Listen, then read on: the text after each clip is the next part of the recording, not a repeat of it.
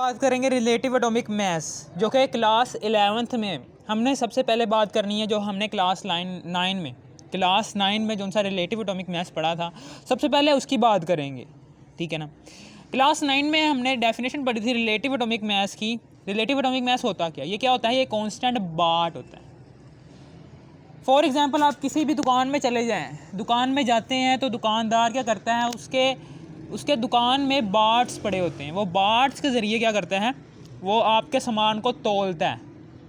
वो बार्ट को, एक कांस्टेंट बार्ट को इस्तेमाल करते हुए आपने 1 किलो का लेना है सामान, तो वो सामान जो सा होगा वो एक कांस्टेंट बार्ट उसने रखा होगा किलो का। वो किलो के बार्ट से आपका सामान कंपेयर करेगा, और उस कंपैरिजन, जब वो कंपैरिजन इक्वल हो जाएगा, जब किलो का सामान जो सा है वो उस किलो के बार्ट के इक्वल हो जाएगा ना, तो फिर वो आपको सामान दे देगा।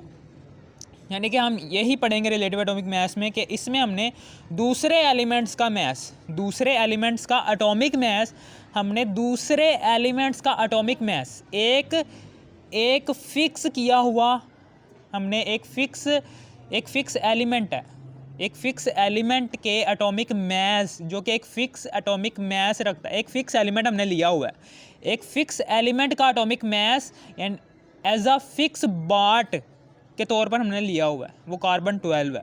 हमने कार्बन 12 का फिक्स बार्ट को इस्तेमाल करते हुए किसी दूसरे एलिमेंट, कोई सा भी एलिमेंट है, किसी दूसरे एलिमेंट के किसी दूसरे एलिमेंट के मास से कंपेयर करेंगे, एटॉमिक मास से कंपेयर करेंगे, ठीक है ना, मुआवजा करेंगे। यानी कि जब वो जोन सा है जिसका हमने कंपैरिजन, यानी कि मिसाल के तौर पर हमने लेना है जी कार्बन 12 जोन सा है, ये लेंगे। कार्बन 12 एक फ़िक्स एलिमेंट है, एक फ़िक्स एलिमेंट हमने एक स्टैंडर्ड के तौर पर लिया हुआ है। इसका मुआवजा करवाएंगे, इसका रिलेट करवाएंगे, रिलेटिव एटॉमिक मास में रिलेट करवाएंगे किसका एटॉमिक मास, कार्बन 12 का। कार्बन 12 का कार्बन 12 का एटॉमिक मास रिलेट करवाएंगे किसी दूसरे एलिमेंट से, कोई सा भी एलिमेंट हो सकता है, किसी दूसरे एलिमेंट से, ठीक है ना। जब इस एलिमेंट का एटॉमिक मास, जब इस एलिमेंट का एटॉमिक मास कार्बन 12 के एटॉमिक मास के इक्वल हो जाए, कार्बन 12 ये एलिमेंट जो सा है, फॉर एग्जांपल हमने मैग्नीशियम लिया हुआ है, मैग्नीशियम एलिमेंट हमने लिया हुआ है, तो यहाँ पर कार्बन 12 मैग्नीशियम चूँकि इसका 24 होता है एटॉमिक मास, और कार्बन 12 का एटॉमिक मास कितना होता है, 12 + 12, यानी कि 2 कार्बन 12 लेंगे, फिर जाके ये मैग्नीशियम का मुआवजा हो जाएगा कार्बन 12 से, ठीक है ना, समझ आ गई। यानी कि हमने बस लेबोरेटरी में आपको एक ऐसा एलिमेंट दिया जाएगा, वो कहेगा जी इस एलिमेंट का एटॉमिक मास फाइंड करो, तो आपने क्या करना, आपने कार्बन 12 एक फ़िक्स एटॉमिक मास रखने वाला एक फ़िक्स बार्ट हमने उठाना, कार्बन 12 का एटम उठाना है, उस एलिमेंट से मुआवजा करेंगे, उस एलिमेंट के एटॉमिक मास से मुआवजा करेंगे, फिर जाके हमारा वो जो उनसा एलिमेंट है, 2 कार्बन 12 के लिए है ना, 2 कार्बन 12 फॉर एग्जांपल, अभी हमें मास नहीं पता, ठीक है ना। जब हमने यहाँ पर 2 कार्बन 12 के एटम्स लिए हैं, इसका कार्बन का एक एटॉमिक मास कितना होता है, 12, तो 12 + 12 24, इसका एटॉमिक मास कितना होगा, 24 होगा। इसका एटॉमिक मास कितना होगा, 24 होगा। इसका एटॉमिक मास कितना होगा, 24 होगा, क्योंकि हमने 2 कार्बन 12 को इस्तेमाल करते हुए मैग्नीशियम के बराबर किया। 2 कार्बन 12 के एलिमेंट्स लिए हैं, उनको रखा है एक पलड़े पर, और दूसरे पलड़े पर हमने मैग्नीशियम का एलिमेंट के जिसका हमने एटॉमिक मास फाइंड करना था वो रखा है, ठीक है ना। अब वो पलड़े जोन से हैं, वो जोन से 2 पलड़े हैं, वो हो जाते हैं इक्वल हो जाते हैं, यानी कि पलड़े जोन से होते हैं वो एक दूसरे के बराबर आकर खड़े हो जाते हैं, ठीक है ना। इसका मतलब है कि अब मैग्नीशियम का जो सा एटॉमिक मास है वो इक्वल हो चुका है कार्बन 12 के। हमने 2 कार्बन 12 लिए थे, इसलिए 24 आ गया, ठीक है ना। और मैग्नीशियम का भी कितना एटॉमिक मास होगा, 24 होगा। हमने यही बात, अगर आपको ये बात समझ आ गई हो तो फिर ये सारा के सारा टॉपिक भी आपको समझ आ जाएगा, ठीक है ना। मास of an atom of an element, एक एलिमेंट का एटम का मास हमने फाइंड करना है, कंपेयर्ड विद किससे कंपेयर करेंगे? कार्बन 12 एटम से, compared with 1/12 of carbon 12 element atom, ठीक है ना। यानी कि एक एटम का मैस, यानी कि mass of an atom of an element, किसी भी एलिमेंट का एटम का मैस हमने फाइंड करना है। उसको फाइंड करने के लिए हम उसका मुआजना किससे करेंगे? कार्बन 12 के एटम के मैस से, ठीक है ना। आ डॉट, ठीक है ना। हाँ, कार्बन 12 ही हम क्यों लेते हैं? कार्बन के 3 आइसोटोप्स होते हैं, कार्बन 12, कार्बन 13 और कार्बन 14। आइसोटोप किसे कहते हैं? आइसोटोप ऐसे एलिमेंट्स को कहते हैं कि जो, ठीक है ना, ऐसे एलिमेंट्स को कहते हैं, ऐसे एलिमेंट्स को कहते हैं कि जिनका एटॉमिक मैस तो सेम है, जिनका एटॉमिक मैस, एटॉमिक नंबर तो सेम है। ये देखिए नीचे एटॉमिक नंबर आता है, ऊपर एटॉमिक मैस आता है, ठीक है ना। आइसोटोप कहते हैं किसे हैं? कि जिनका एटॉमिक नंबर तो सेम होता है, ऐसे एलिमेंट्स के जिनका एटॉमिक नंबर तो सेम होता है, लेकिन मसला किस में आता है? एटॉमिक मैस में आता है। यहाँ पर एटॉमिक मैस देखो, कार्बन 12, कार्बन 13, कार्बन 14, ऊपर एटॉमिक मैस दिया हुआ है। आइसोटोप्स ऐसे एलिमेंट्स को क्या कहा जाता है कि जिनका एटॉमिक नंबर तो सेम होता है, यानी कि उनमें प्रोटॉन, उनमें इलेक्ट्रॉन्स और प्रोटॉन्स की तादाद तो इक्वल होती है, लेकिन मसला कहाँ पर होता है? एटॉमिक मैस में। एटॉमिक मैस में मसला आ जाता है, ठीक है ना। समझ आ गई आपको? ये एटॉमिक मैस इनका डिफरेंट है, एटॉमिक नंबर इनका सेम है, ठीक है ना। समझ आ गई आपको? अब हम आगे इसकी कैलकुलेशन थोड़ी बहुत कर लेते हैं कि कैसे। ये देखिए, एक कार्बन है, एक कार्बन का एटॉमिक मैस कितना होता है? 12 एटॉमिक मैस वो यूनिट होता है। एक कार्बन का एटॉमिक मैस कितना होता है? 12 होता है। हमने ये कार्बन 12 ही क्यों लेते हैं? क्योंकि ये कार्बन 12 जो सा होता है, ये अबंडेंट मॉलिक्यूल है, ये अबंडेंट मॉलिक्यूल है, अबंडेंट एलिमेंट है as compare to carbon 13, carbon 14। Carbon 13, carbon 14 इस इन्वायरमेंट में बहुत कम मिकदार में मौजूद हैं, जबकि कार्बन 12 98% तक इस पूरे इन्वायरमेंट में पाए जाते हैं। हम ये कह सकते हैं कि कार्बन 12 की तादाद बहुत ज़्यादा है एज़ कम्पेयर टू 13 और 14 के, इसलिए 1 carbon is equal to 12 atomic mass unit. 1 carbon is equal to 12 atomic mass unit, ठीक है ना। अब उसके बाद क्या करेंगे हम? एक कार्बन इज इक्वल टू 12 को मल्टीप्लाई करेंगे एक के साथ, तो AMU आ जाएगा, ठीक है ना। हमने 12 को एक से मल्टीप्लाई करना है तो AMU आ जाएगा। एक से हम कर सकते हैं ना एक से मल्टीप्लाई, क्योंकि दोबारा से एक से मल्टीप्लाई करेंगे तो दोबारा से 12 आ जाएगा, ठीक है ना। अब उसके बाद यहाँ पर ये जो सा 12 है इधर मल्टीप्लाई हो रहा है, उधर जाके तकसीम हो जाएगा 1/12 कार्बन, यानी कि यहाँ पर 12 मल्टीप्लाई हो रहा है, उधर जाके तकसीम हो जाएगा 1/12 carbon is equal to 1 AMU। ये क्या है? Standard for atoms, standard unit है फॉर एटम्स के लिए। ये इसकी डेफिनेशन होगी कि mass of an atom of an element, एक एलिमेंट का एटॉमिक मैस हमने फाइंड करना है, तो उसको हम कंपेयर कर लेंगे 1 AMU के साथ। 1 AMU के साथ किसके? 1/12 कार्बन के साथ, ठीक है ना। ये 1 AMU is equal to 1/12 carbon, ये भी ठीक है ना। ये स्टैंडर्ड फॉर एटम्स के लिए है, ठीक है। समझ आ गई? हमने एटॉमिक मैस यूनिट किसका लिया हुआ है? 12 कार्बन का ही लिया हुआ है ना। ये देखिए 1/12 कार्बन है। अब ये 1/12 जो सा होता है, कार्बन कौन सा लिया हमने? कार्बन 12 लिया, पार्ट ऑफ कार्बन 12, यानी कि 1/12 पार्ट ऑफ कार्बन 12, 12वां हिस्सा कार्बन 12 का 12वां हिस्सा। कार्बन कौन सा है? 12 वाला है, और इसका 12वां हिस्सा 1/12 part of carbon 12 is equal to 1 AMU। 1 AMU 1 atomic mass unit, ठीक है ना। 1 atomic mass unit, 1 atomic mass unit जो सा है 1/12 पार्ट ऑफ कार्बन 12 के इक्वल है, ठीक है, ठीक है। अब उसके बाद 1 AMU is equal to 1/12 part of carbon 12 है, ठीक है ना। हमने यहाँ पर क्या किया? हमने यहाँ पर कैलकुलेशन निकाली हुई है। 1 AMU जो सा है ये वाली 1 AMU is equal to 1/12 part of carbon 12 है। 1 AMU is equal to 1/12 part of carbon 12 इधर आ गया, ठीक है ना। अब 1 AMU is equal to 1 AMU जो सा होता है वो इज इक्वल टू होता है 1.66 × 10⁻⁻24 ग्राम के, ठीक है ना। इसको ग्राम को हमने कन्वर्ट किया है केजी में, तो इसके लिए हम क्या करेंगे, 10 की पावर्स -3 को मल्टीप्लाई कर देंगे और साथ में के लिख देंगे, क्योंकि ये देखें ना 10 की पावर्स -3 को जैसे ही मल्टीप्लाई करेंगे और साथ में के लिखेंगे, किलो का मतलब क्या होता है 10 की पावर्स 3, -3 और +3 आपस में कैंसिल हो गए, तो दोबारा से -24 बन जाएगा। इसलिए हम इक्वेशन को बैलेंस कर रखने के लिए -3 और +3 -3 इधर ले लिया, 10 की पावर्स 3 किलोग्राम, ठीक है ना। 10 की पावर्स 3 क्या बन जाएगा, के जी, ठीक है ना, के जी बन गया। अब उसके बाद -3 जो सा है ये -24 में प्लस हो जाएगा, यानी कि 24, 25, 26, 27 आ गया, और बड़ी रकम का साइन कौन सा, माइनस माइनस आ गया, 1.66 मल्टीप्लाई 10 की पावर्स -27 kg। फिर उसके बाद आगे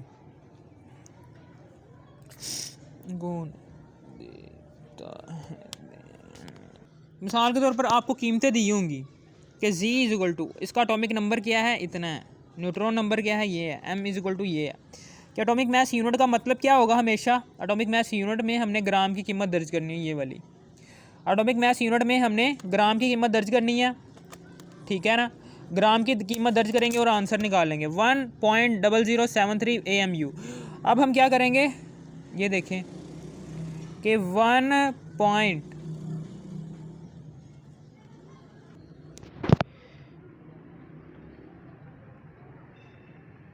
यहाँ पर क्या है, यहाँ पर 1.007 1.0087 है, यानी कि जैसे हमने यहाँ पर कीमत फाइंड की थी वैसे हम यहाँ पर भी कीमत फाइंड करेंगे।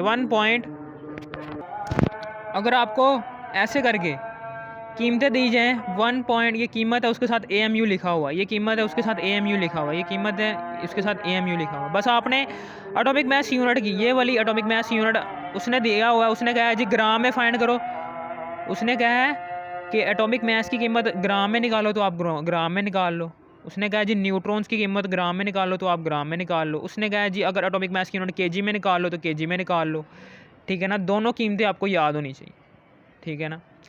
यहाँ पर हमने ग्राम में निकाला हुआ, इसलिए 1.0073 को मल्टीप्लाई कर देंगे 1.66 से, तो हमारे पास ये आंसर आ जाएगा, और 10 की पावर -24 वैसे का वैसे। फिर इसी तरीके से 1.0087 है, इसको मल्टीप्लाई करेंगे 1.66 से, तो हमारे पास ये आंसर आ जाएगा, और मल्टीप्लाई कर देंगे 10 की पावर -24 से। फिर इसी तरीके से 5.486 को मल्टीप्लाई कर देंगे 1.66 से, तो हमारे पास ये आ जाएगा आंसर। फिर इसको मल्टीप्लाई कर देंगे, ठीक है ना, इसको मल्टीप्लाई कर देंगे इससे, ये देखें -4 है ना, -4 और -24, -4 है मल्टीप्लाई बाय 10 की पावर -24 है, तो -4 और -24, ठीक है ना। 24 और 4 को आप इसमें जमा कर लेंगे, 24, 25, 26, 27, 28 इधर आ गया, और बड़ी रकम का साइन, ये बड़ी रकम है 24, तो इसका साइन इधर आ गया -28, ठीक है। समझ आ गई यहाँ पर आपको, इस तरीके से हमारे पास ये क्लियर हो गया, ठीक है ना। अब उसके बाद आगे हम बात करते हैं इसकी 11th क्लास में केमिस्ट्री जो में दिया हुआ रिलेटिव एटॉमिक मास, ये हमने 9th क्लास की केमिस्ट्री में पढ़ा था ये सब कुछ, ठीक है ना। अब हम 11th क्लास की केमिस्ट्री में रिलेटिव एटॉमिक मास जो सा पढ़ रहे हैं वो भी सेम ऐसे ही है। Relative atomic mass at elements जो सा होता है, एलिमेंट्स का रिलेटिव एटॉमिक मास होता है, कार्बन 12 के साथ मुआवजना करते हैं, और कार्बन 12 क्या है, इससे हम रिलेट करते हैं किसी दूसरे एलिमेंट को कि जिसका एटॉमिक मास हमने फाइंड करना है, ठीक है ना, उससे हम कहते हैं रिलेटिव एटॉमिक मास की तारीफ। रिलेटिव एटॉमिक मास एलिमेंट्स के लिए ही होता है, कंपाउंड्स वगैरह के लिए नहीं होता, ठीक है ना। एलिमेंट्स को ध्यान में रखते हुए रिलेटिव एटॉमिक मास बनाया गया है। रिलेटिव एटॉमिक मास में जो सा रिलेटिव वर्ड आ रहा है, रिलेटिव का मतलब क्या है, रिलेटिव का मतलब क्या है कि रिलेट करना है कार्बन 12 के एटॉमिक मास को किसी दूसरे एलिमेंट से कि जिसका हमने एटॉमिक मास फाइंड करना है, ठीक है ना। समझ आ गई आपको। कार्बन 12 का एटॉमिक मास होता है 12.00 AMU, ठीक है ना।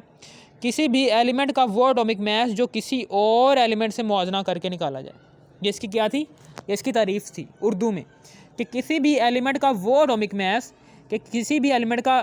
मास जो किसी दूसरे एलिमेंट से मुआवजना करके निकाल लिया जाए, यानी कि किसी भी एलिमेंट का एटॉमिक मास हमने निकालना है किसी भी एलिमेंट का हमने एटॉमिक मास फाइंड करना है, किसी भी एलिमेंट का हमने एटॉमिक मास फाइंड करना है तो हम उसका मुआजना करवाएंगे कार्बन 12 से, कार्बन 12 से ही करवाना है। पहले हम ऑक्सीजन और हाइड्रोजन के साथ मुआजना करते थे, लेकिन अब एसआई यूनिट्स वालों ने कार्बन 12 को एक फिक्स बाट के तौर पर ले लिया है कि भाई जब भी किसी भी एलिमेंट का आपने लैब के अंदर एटॉमिक मास फाइंड करना होगा, जो उनसा न्यू एलिमेंट आपने फाइंड किया है, वो न्यू एलिमेंट का एटॉमिक मास फाइंड करने के लिए हमेशा जो उनसा कांस्टेंट बाट लेना है, वो कांस्टेंट बाट लेना है हमेशा कार्बन 12 का। तीन कार्बन 12 के एलिमेंट्स, तीन कार्बन 12 के एलिमेंट्स जब ये देखें ऐसे करके हैं, जब तीन कार्बन, यहाँ पर तीन कार्बन लिए हैं कार्बन 12, ठीक है ना, और ये हमने न्यू एलिमेंट लिया हुआ है। जब तीन, ये न्यू एलिमेंट है जो उनसा अभी फाइंड हुआ है लैब के अंदर, ये 2 बार्ट्स, ठीक है ना, हमने यहाँ पर तीन कार्बन 12 लिए हैं। तीन कार्बन 12 लेने के बाद जो उनसा न्यू एलिमेंट का एटॉमिक मास है वो अब इसके इक्वल आ चुका है। तो हम कह सकते हैं कि अब हम कार्बन 12 के एटॉमिक मास को 3 दफ़ा जमा करेंगे, अब 36 आ जाएगा। इसका मतलब क्या है कि ये न्यू एलिमेंट का एटॉमिक मास कितना होगा, 36 AMU, इसका एटॉमिक मास 36 AMU होगा, ठीक है ना। समझ आ गई। इस तरीके से हमने फाइंड करना होता है कि कार्बन 12 को ही हम मुआजना करवा सकते हैं किसी दूसरे एलिमेंट का एटॉमिक मास फाइंड करने में, जो कि हमने नया फाइंड किया है, ठीक है। मिसाल के तौर पर कार्बन है और मैग्नीशियम है, इसकी हम मिसाल ले लेते हैं। फॉर एग्ज़ाम्पल कार्बन है, मैं फिर दोबारा बता देता हूँ कि कार्बन है और यहाँ पर मैग्नीशियम है। मैग्नीशियम थोड़ा भारी है। हमने कार्बन का एक एलिमेंट लिया था, इन दोनों को बांधा हुआ है ऐसे करके। ये कार्बन 12 है और इसका 24 था, इसलिए 24 ये नीचे चला गया। लेकिन जैसे ही हमने दूसरा कार्बन इसके साथ रखा तो अब क्या होगा, ये मैग्नीशियम ऊपर की तरफ उठेगा, ये मैग्नीशियम ऊपर की तरफ उठेगा, यहाँ पर आएगा मैग्नीशियम, अब इसके बराबर हो गया 24, इसका भी 24 इसका भी। इस तरीके से ये बांड जो उनसे हैं ये दोनों बराबर हो गए हैं। आप अंदाज़ा लगा सकते हैं कि 2 कार्बन 12 के हमने एटम्स लिए हैं, 2 कार्बन 12 के एलिमेंट्स लिए हैं, कार्बन 12 के एलिमेंट्स लिए हैं 2 कार्बन 12 के एलिमेंट्स किसके इक्वल हैं, मैग्नीशियम के। इसलिए हम कह सकते हैं कि 12 + 12 = 24, यानी कि 2 कार्बन 12 के एलिमेंट्स का एटॉमिक मास जो उनसा है वो इक्वल होगा मैग्नीशियम एलिमेंट के एटॉमिक मास के, ठीक है। इस तरीके से हम किसी भी एलिमेंट जो कि न्यू हमने फाइंड किया हुआ है उसका हम एटॉमिक मास फाइंड कर सकते हैं। The mass of an atom of an element, कि किसी भी, the mass of an atom of an element as compared to an atom of carbon 12, carbon 12 के किसी भी एलिमेंट का एटॉमिक मास हमने फाइंड करना है तो उसको हम कंपेयर करेंगे कार्बन 12 के एटम से, ठीक है ना। समझ आ गई आपको। ये था इसकी रिलेटिव टर्म। ये वाली तारीफ़ कर लो, ये वाली तारीफ़ कर लो, कुछ भी, इन दोनों में से कुछ भी कर सकते हो, ये उर्दू वाली कर लो, ठीक है ना। फिर आगे यूनिट ऑफ रैम, ठीक है ना। आपकी बुक में, आपकी 11वीं क्लास की बुक में एलिमेंट और रैम, यानी कि एलिमेंट हाइड्रोजन का एटॉमिक मास यूनिट है जी 1.008, ऑक्सीजन का 15.994 है रिलेटिव एटॉमिक मास, और नियोन का है 20.1797, ठीक है ना। यहाँ पर हमने जैसे निकाला था कि 1/12 part of carbon 12, 1/12 part of carbon 12 = AMU, 1/12 part of carbon 12, ठीक है ना। ये किसकी डेफिनेशन में आता है, रिलेटिव एटॉमिक मास की। रिलेटिव एटॉमिक मास = होता है 1 AMU, यानी कि आप कह सकते हैं कि रिलेटिव एटॉमिक मास का यूनिट क्या होता है, एटॉमिक मास यूनिट, ठीक है ना। जैसे कि हमने यहाँ पर पूरी इक्वेशन बनाई थी कि 1/12 पार्ट ऑफ कार्बन 12 जो सा था, ये किसकी डेफिनेशन में आ रहा था, रिलेटिव एटॉमिक मास की। तो रिलेटिव एटॉमिक मास इधर आ गया और 1 AMU जो सा वो इधर आ गया। इसका मतलब क्या है कि रिलेटिव एटॉमिक मास का यूनिट क्या होता है, 1 AMU, यानी कि unit of RAM is 1 AMU 1 AM, ठीक है। मैं दोबारा से करके दिखा देता हूँ कि 1 कार्बन जो सा होता है, 1 कार्बन जो सा होता है उसका एटॉमिक मास होता है 12 AMU। एक कार्बन का एटॉमिक मास होता है 12 होता है ना, 12 होता है ना एटॉमिक मास। बल्कि अभी हम एटॉमिक मास नहीं लिखते। एटॉमिक मास कार्बन जो सा है, कार्बन 12 लिया है। कार्बन 12 को हमने बुनियाद बनाया है, रिलेट करवाना है किसी दूसरे एलिमेंट से, इसलिए हम कार्बन 12 को ही लेंगे। कार्बन 12 का एटॉमिक मास होता है 12, ठीक है ना। अब ये एक कार्बन है, इसको हम 12 को मल्टीप्लाई कर देंगे एक के साथ, तो AMU आ जाएगा, ठीक है ना। ये 12 जो सा इधर मल्टीप्लाई हो रहा है उधर जाके डिवाइड हो जाएगा, 1/12 कार्बन 1 AMU, ठीक है। यहाँ पर ये हो गया 1 ये 12 इधर मल्टीप्लाई हो रहा है उधर जाके डिवाइड हो जाएगा। अब उसके बाद 1/12 part of carbon 12, 1/12 part of carbon 12 is equal to 1 AMU, ठीक है ना। यानी कि हम कार्बन कौन सा इस्तेमाल कर रहे हैं, carbon 12 part of carbon 12 is equal to 1 AMU। अब 1/12 पार्ट ऑफ कार्बन 12 जो सा है ये किसकी डेफिनेशन में आता है, रिलेटिव एटॉमिक मास की, इसलिए relative atomic mass is equal to 1 AMU। हमने मैथमेटिकली भी प्रूव कर दिया है कि रिलेटिव एटॉमिक मास जो सा होता है वो उसका यूनिट क्या होता है, AMU। ये दोनों क्या होते हैं, इक्वल होते हैं, ठीक है। ऐसे भी आप कर सकते हैं, ठीक है ना। और फिर उसके बाद आगे आपकी बुक में अब हम निकालने वाले हैं ये दो चीज़ें, एक ये वाली चीज़ और ये वाली चीज़। हमने 9th क्लास की केमिस्ट्री में मोल पढ़े थे कि 12 gram of carbon is equal to 1 mole of carbon के 1 मोल होता है, और 6.02 एटम, 6.02 मल्टीप्लाई बाय 10 की पावर्स -23 है एटम, यानी कि इसके इक्वल होता है। 12 gram of carbon is equal to 1 mole of carbon is equal to 6.02 multiply by 10 की पावर्स 23।